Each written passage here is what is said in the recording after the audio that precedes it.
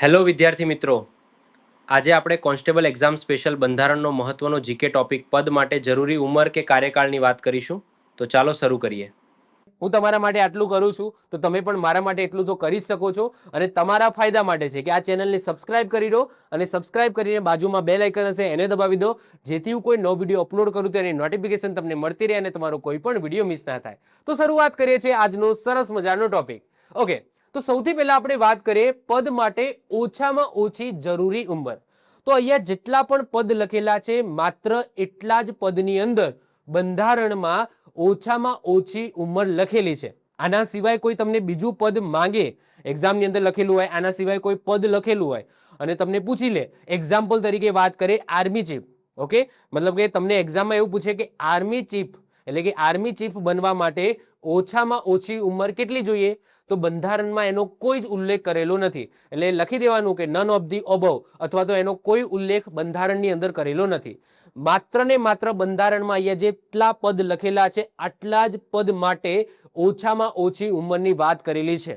Okay, તો આટલા જ પદ છે જે તમને એક્ઝામની અંદર પૂછાઈ શકે, જેમાં ઓછામાં ઓછી ઉંમર લખેલી હોય. ઓકે, ચાલો, જેમ કે વાત કરીએ, જો તમારે લોકપાલ બનવું હોય અથવા તો સદસ્ય બનવું હોય, તો જો લોકપાલ છે ને, આમ બોલવા માટે આપણે લોકપાલ એક વ્યક્તિ કહીએ છીએ, પરંતુ લોકપાલ છે એ આખું એક સંગઠન છે. સંગઠન તો ના કહી શકાય, પરંતુ એક આખી એક એજન્સી તમે કહી શકો છો, જે નવી જ બની છે.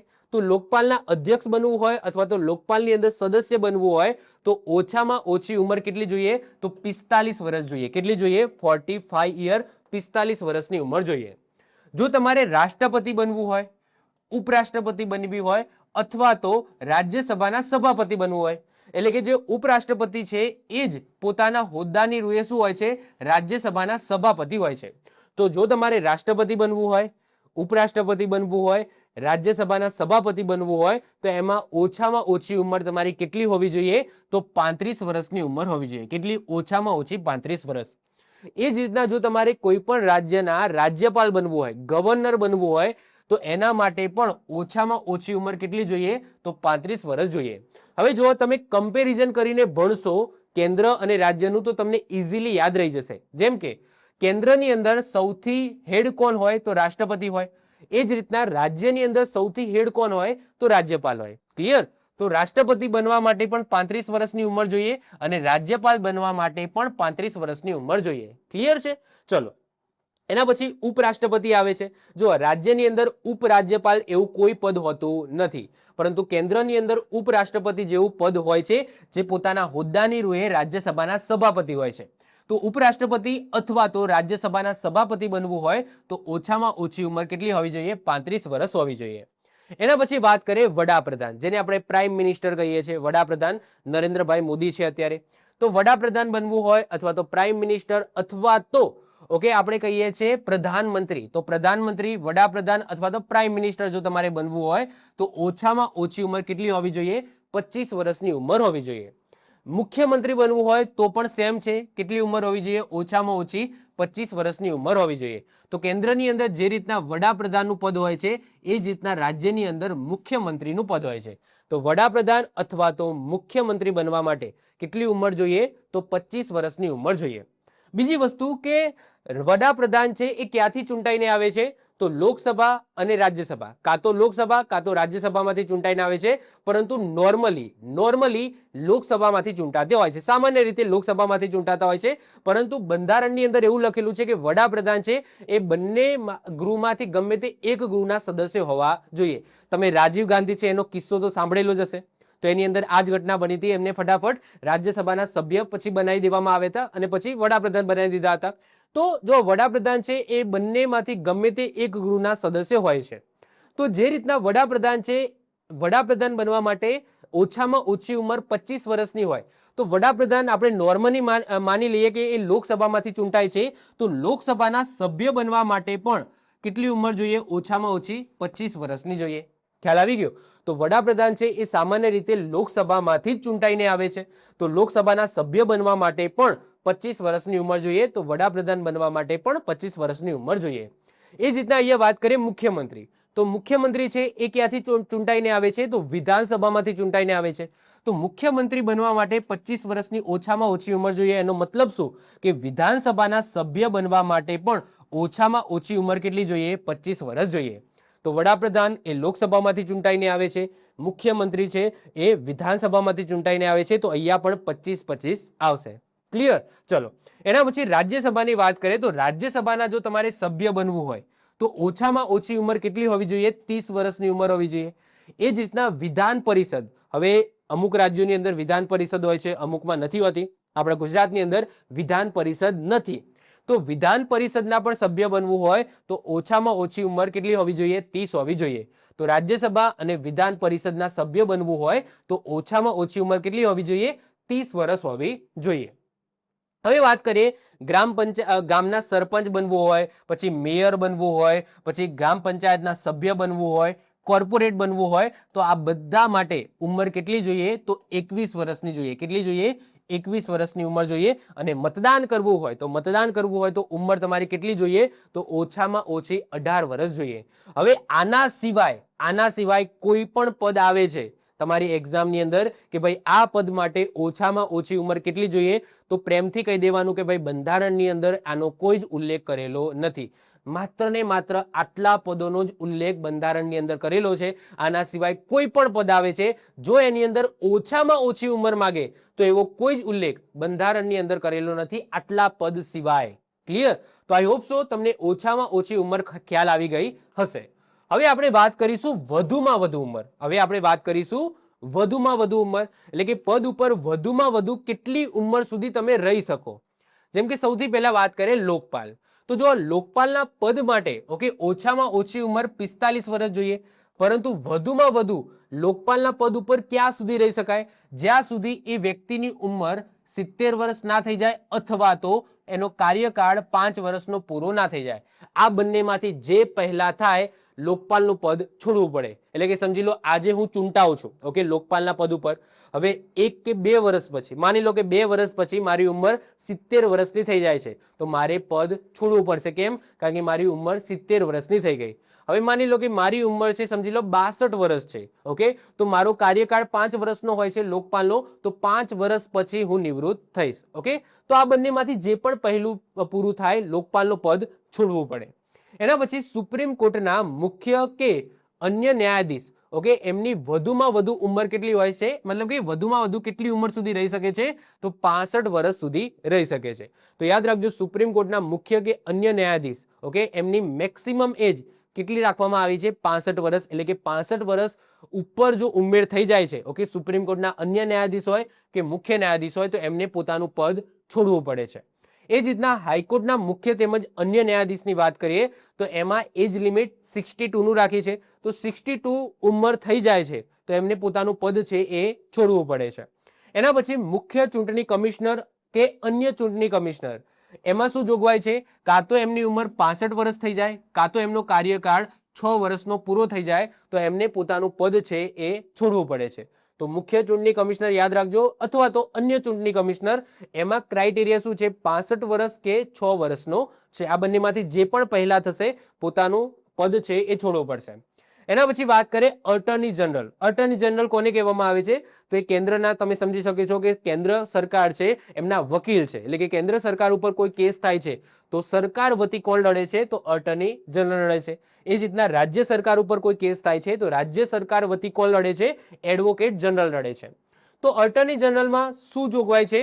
તો 65 વર્ષ કે રાષ્ટ્રપતિની મરજી. જો આમાં રાષ્ટ્રપતિની મરજી આવશે. કેમ? કારણ કે અટર્ની જનરલની નિમણૂક રાષ્ટ્રપતિ દ્વારા જ થાય છે. તો રાષ્ટ્રપતિ ઈચ્છે ત્યાં સુધી અટર્ની જનરલ છે એ પોતાના પદ ઉપર રહી શકે છે. પરંતુ ક્યાં સુધી? 65 વર્ષ સુધી. ઓકે, 65 વર્ષ સુધી. 65 વર્ષ કે રાષ્ટ્રપતિની મરજી હોય ત્યાં સુધી અટર્ની જનરલ રહી શકે છે. એ જ રીતના એડવોકેટ જનરલની વાત કરીએ તો 62 વર્ષ કે રાજ્યપાલની મરજી હોય ત્યાં સુધી.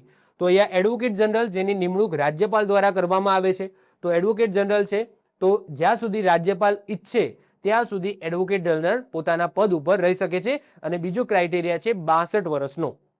એના પછી વાત કરીએ કેગ. કેગની વાત કરીએ controller and auditor general. Okay, controller auditor general of ઇન્ડિયાની વાત કરીએ તો કેગની વાત કરીએ તો એમાં ક્રાઇટેરિયા છે 65 વર્ષ કે 6 વર્ષ આ બંનેમાંથી જે પણ પહેલા પૂરું થશે પોતાના પદનો ત્યાગ કરવો પડશે. એના પછી વાત કરીએ કેન્દ્રીય જાહેર સેવા આયોગના અધ્યક્ષ કે સભ્યો અને રાજ્ય જાહેર સેવા આયોગના અધ્યક્ષ કે સભ્યો, એટલે કે અહીંયા વાત થાય છે યુપીએસસી ની વાત થાય છે અને અહીંયા વાત થાય છે સ્ટેટ પીએસસી ની, એટલે કે અહીંયા આપણે ગુજરાતની વાત કરીએ તો ગુજરાતમાં હોય છે જીપીએસસી. એ જ રીતના દરેક સ્ટેટની અંદર અલગ અલગ હશે. તો કેન્દ્રની અંદર શું હશે? યુપીએસસી હશે, યુનિયન પબ્લિક સર્વિસ કમિશન. શું હશે? યુનિયન પબ્લિક સર્વિસ કમિશન, જેને કેન્દ્રીય જાહેર સેવા આયોગના કેન્દ્રીય જાહેર સેવા આયોગ કહેવામાં આવે છે. તો એના અધ્યક્ષ હોય કે એના સભ્યો હોય તો એમનો કાર્યકાળ કેટલો રહેશે? તો 65 વર્ષ કે 6 વર્ષ આ બંનેમાંથી જે પણ પહેલા પૂરું થશે પોતાનું પદ છે એ ત્યાગ કરવો પડશે. એ જ રીતના દરેક રાજ્યની અંદર રાજ્ય જાહેર સેવા આયોગ હોય છે. જેમ ગુજરાતની વાત કરીએ તો ગુજરાતમાં જીપીએસસી છે, ગુજરાત પબ્લિક સર્વિસ કમિશન. તો રાજ્ય જાહેર સેવા આયોગના અધ્યક્ષ કે સભ્યોની વાત કરીએ તો એમાં ક્રાઇટેરિયા 62 વર્ષ કે 6 વર્ષનો છે. તો આ બંનેમાંથી જે પણ પહેલા પૂરું થશે તો પદનો ત્યાગ કરવો પડશે. ઓકે, ચલો આગળ વધીએ. વાત કરીએ રાષ્ટ્રપતિ. તો રાષ્ટ્રપતિનો કાર્યકાળ કેટલા વર્ષનો હોય છે? તો 5 વર્ષનો હોય છે. યાદ રાખજો, રાષ્ટ્રપતિનો કાર્યકાળ કેટલા વર્ષનો હોય છે? 5 વર્ષનો હોય છે. ઉપરાષ્ટ્રપતિ કાર્યકાળ કેટલો હોય છે? તો એમનો પણ કાર્યકાળ કેટલો હોય છે? 5 વર્ષનો હોય છે. એટલે કે 5 વર્ષ પછી ઉપરાષ્ટ્રપતિ આપણા બદલાઈ જાય છે, રાષ્ટ્રપતિ પણ 5 વર્ષ પછી બદલાઈ જાય છે. એના પછી વાત કરીએ વડાપ્રધાન. તો વડાપ્રધાનનો કાર્યકાળ કેટલો હોય છે? તો નોર્મલી જોવા જઈએ તો 5 વર્ષનો હોય છે. અહીંયા 5 વર્ષ એટલા માટે લખ્યા છે કારણ કે દર 5 વર્ષે લોકસભાની ચૂંટણી થાય છે અને લોકસભાની ચૂંટણી થાય છે એમાં જે પણ પાર્ટી બહુમત હાસિલ કરે એ પાર્ટીના લીડર છે એ શું બને છે? વડાપ્રધાન બને છે. તો બીજેપી એ ઘણા લાંબા સમયથી જીતી આવતી હોય છે, તો લાંબા સમયથી આપણા પ્રધાનમંત્રી એજ ઇટ ઇઝ છે. તો નોર્મલી 5 વર્ષ કહી શકો, પરંતુ લોકસભાનો જ્યાં સુધી ભંગ ના થાય, એટલે કે બીજી પાર્ટી જીતીને ના આવે, અત્યારે બીજેપી છે, કાલ ઉઠીને કોઈ નવી પાર્ટી જો ચૂંટાઈને આવશે, લોકસભાની અંદર બહુમત હાસિલ કરશે, તો પછી વડાપ્રધાન બદલાશે. તો જ્યાં સુધી લોકસભાનો ભંગ ન થાય ત્યાં સુધી આપણા વડાપ્રધાન છે એ એજ ઇટ ઇઝ રહે છે. પણ નોર્મલી તમે કહી શકો કે એમનો કાર્યકાળ 5 વર્ષનો હોય છે કારણ કે દર 5 વર્ષે લોકસભાની ચૂંટણી થાય છે. એ જ રીતના લોકસભાના સભ્યોની વાત કરીએ તો એમનો પણ કાર્યકાળ કેટલો હોય છે? 5 વર્ષનો હોય છે, અથવા તો લોકસભાનો ભંગ ના થાય ત્યાં સુધી એમનો કાર્યકાળ હોય છે. જે રીતના વડાપ્રધાનનો હોય છે એ જ રીતના લોકસભાના સભ્યોનો પણ રહેશે. આગળ વાત કરીએ રાજ્યસભાના સભ્યો. તો રાજ્યસભાના સભ્યોનો કાર્યકાળ કેટલો હોય છે? તો યાદ રાખજો 6 વર્ષનો હોય છે, પરંતુ એ રોટેશન બેઝ ઉપર હોય છે. તમને ખબર જ છે કે દર 2 વર્ષે 1/3 સભ્યો છે એ નિવૃત્ત થાય છે. દર 2 વર્ષે 1/3 સભ્યો નિવૃત્ત થાય છે. આ રીતના દરેક સભ્યનો, રાજ્યસભાના દરેક સભ્યનો કાર્યકાળ કેટલો હોય છે? 6 વર્ષનો હોય છે. એના પછી વાત કરીએ રાજ્યપાલ. તો રાજ્યપાલનો કાર્યકાળ કેટલો હોય છે? તો 5 વર્ષનો હોય છે. આ સિવાય રાષ્ટ્રપતિની જો ઈચ્છા હોય તો 5 વર્ષથી પણ વધારે એક્સટેન્ડ થઈ શકે છે. તમને ખબર છે કે હમણાં જ રાજ્યપાલ છે એ 13 રાજ્યના રાજ્યપાલ રિસેન્ટલી બદલવામાં આવે છે. તો રાષ્ટ્રપતિની ઈચ્છા છે ટોટલ. ઓકે, રાજ્યપાલમાં રાષ્ટ્રપતિની ઈચ્છા વધારે મહત્વની છે. તો રાષ્ટ્રપતિની ઈચ્છા હોય ત્યાં સુધી રાજ્યપાલ છે, કોઈ પણ રાજ્યનો રાજ્યપાલ છે એ રહી શકે છે, કારણ કે રાજ્યપાલની ચૂંટણી નથી થતી, રાજ્યપાલની નિમણૂક થાય છે. ઓકે, રાજ્યપાલની ચૂંટણી થાય નહીં, રાષ્ટ્રપતિ દ્વારા નિમણૂક થાય છે.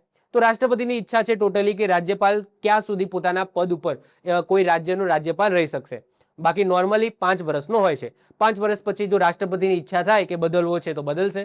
બાકી રાષ્ટ્રપતિની ઈચ્છા હશે કે ભાઈ ના બરાબર છે, આ રાજ્યના રાજ્યપાલ બરાબર છે, એજ ઇટ ઇઝ રાખવા છે, તો એ લંબાવી પણ શકે છે. મુખ્યમંત્રીની વાત કરીએ તો મુખ્યમંત્રીનો નોર્મલી કાર્યકાળ કેટલો હોય છે? 5 વર્ષનો હોય છે, પરંતુ જે રીતના લોકસભાની અંદર હોય છે એ જ રીતના અહીંયા વિધાનસભાની અંદર પણ જ્યાં સુધી વિધાનસભાની ચૂંટણી ઓકે થાય છે, તો દર 5 વર્ષે વિધાનસભાની ચૂંટણી થાય છે, તો જ્યાં સુધી વિધાનસભાનો ભંગ નહીં થાય ત્યાં સુધી મુખ્યમંત્રી છે એ એજ ઇટ ઇઝ રહેશે. ઓકે, તો આમાં પણ સેમ છે, જે રીતના વડાપ્રધાનમાં હતું એ જ રીતના મુખ્યમંત્રીમાં છે. તો મુખ્યમંત્રીનો નોર્મલી કાર્યકાળ 5 વર્ષનો હોય છે, કારણ કે મુખ્યમંત્રી છે એ વિધાનસભામાંથી ચૂંટાઈને આવે છે અને વિધાનસભાની ચૂંટણી દર 5 વર્ષે થાય છે. તો જ્યાં સુધી વિધાનસભાનો ભંગ ના થાય ત્યાં સુધી મુખ્યમંત્રીનો કાર્યકાળ એક્સટેન્ડ થતો રહેશે. વિધાનસભાના સભ્યોમાં પણ સેમ ટુ સેમ વસ્તુ આવશે. જે રીતના લોકસભામાં સભ્યોમાં હતું એ જ રીતના 5 વર્ષ અથવા તો વિધાનસભાનો ભંગ ના થાય ત્યાં સુધી. એના પછી વિધાન પરિષદના સભ્યોની વાત કરીએ તો આપણે વિધાન પરિષદ આપણા ગુજરાતની અંદર નથી, તો વિધાન પરિષદના સભ્યોમાં પણ કેવું હોય છે? રાજ્યસભાના સભ્યોના જેવું જ હોય છે. તો કાર્યકાળ કેટલો હશે? 6 વર્ષનો હશે. ભૂમિસેના, વાયુસેના અને જળ સેનાના અધ્યક્ષની વાત કરીએ તો એમનો કાર્યકાળ 3 વર્ષ અથવા તો જો ઉંમર 62 વર્ષ થઈ જાય છે તો એમને પોતાનું પદ છે એ છોડવું પડે છે. તો ભૂમિસેના, વાયુસેના અને જળસેનાના અધ્યક્ષમાં યાદ રાખજો એમનો કાર્યકાળ 3 વર્ષનો જ હોય છે. પરંતુ 3 વર્ષ પહેલા એમની ઉંમર 62 વર્ષ થઈ જાય છે તો એમને પોતાનું પદ છે એ છોડવું પડે છે. ક્લિયર? તો આ આપણે વેરી ઇમ્પોર્ટન્ટ છે, યાદ રાખીશું. તો આજના લેક્ચરમાં આપણા બંધારણની અંદર જે પણ મહત્વપૂર્ણ પદ છે એ પદ ઉપર બેસવા માટે, જે પણ મહત્વપૂર્ણ પદ છે એ પદ ઉપર બેસવા માટે જે પણ ઓછામાં ઓછી ઉંમર અથવા તો વધુમાં વધુ ઉંમર પછી એમને પોતાનું પદ છોડવું પડે અથવા તો એમનો કાર્યકાળ, તો આ વસ્તુ આજના લેક્ચરમાં ડિસ્કશન કરી.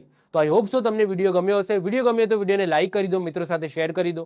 જો તમે આ ચેનલ ઉપર નવા હો તો સબસ્ક્રાઇબ કરીને બાજુમાં બેલ આઇકન હશે એને પણ દબાવી દેજો, જેથી આવા ને આવા વિડીયો તમને મળતા રહે અને તમારો કોઈ પણ વિડીયો મિસ ના થાય. તો મળીશું નેક્સ્ટ જીકેના વિડીયોમાં. બાય, ઓલ ધ બેસ્ટ, જય હિન્દ, જય ભારત.